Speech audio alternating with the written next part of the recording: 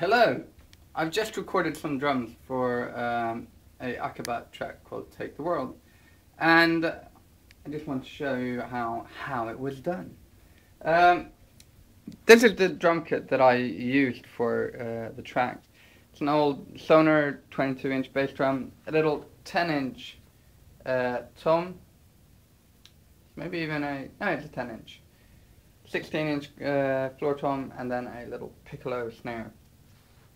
And the miking for this was very, very simple. Just one on the bass drum, one on the snare drum, and overhead. Because I'm lazy and I don't really feel like... if I have a good idea of what kind of a sound I'm going for, I don't want to like waste or just put up a lot of microphones just for the sake of having them. If I'm not pleased with the sound and how it worked out, I'll just quite simply redo it. Yes. But this wasn't really the sound that I was looking for, as in an acoustic way, it wasn't the sound I was looking for. No. So, I can show you what the acoustic drums sound like. So, we've got your bass drum here.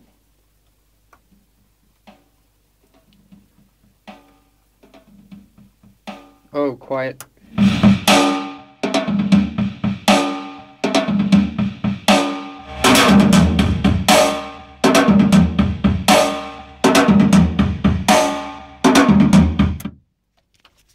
Okay, and with a drum machine that sounds something like this.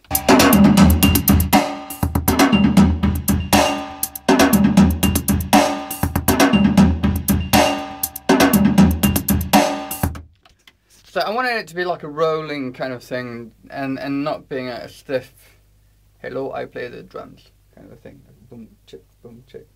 Because I wanted it to like sway and move around a bit, even if it's just the same basic pattern all the time. Alright, so what did I do with that? Oh, of course.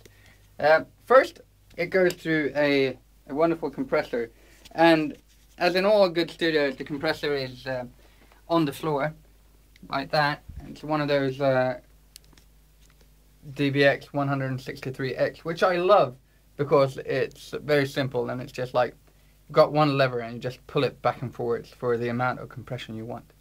Hooray! And that goes into the most sinister and horrible reverb ever, the Elasis MIDI Verb 2. Yes, it's the sequel. And if you didn't like the first one, you probably hate the second one, because this is bad shit. And then from there, it goes into this wonderful Audio Logic, which is more or less a DOD compressor gate thing, which is awful. But what I'm doing is that it's going through the compressor, hey hey, and then into the reverb, hey hey, and then into a gate, hey hey, and then into, yes of course, the low pass filter. Don't you just love that? But as the drums couldn't really to gate them and make them work in that wonderful way, I wanted to help the compressor and the gate. So how do you do that? Well, you pitch the machine, of course. So I pitch the machine down, so the drums sound like this. Or do they?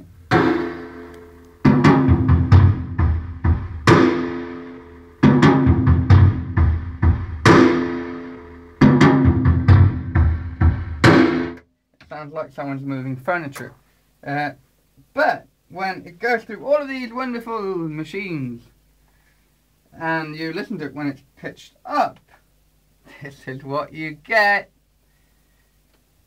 Yes.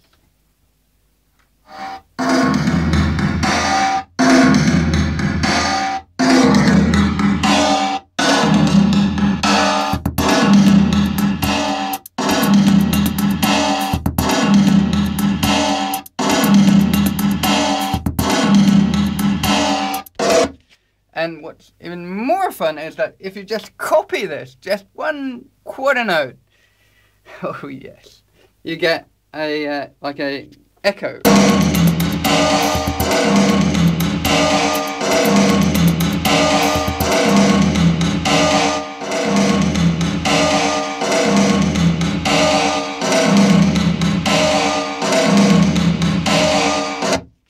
And if you pan that, you get the whole thing just moving around in the stereo image, and it's really loud. Yes. This is pretty extreme stuff sound-wise. So it's very possible that the artiste will hate it. And then all of this is useless. Which is okay.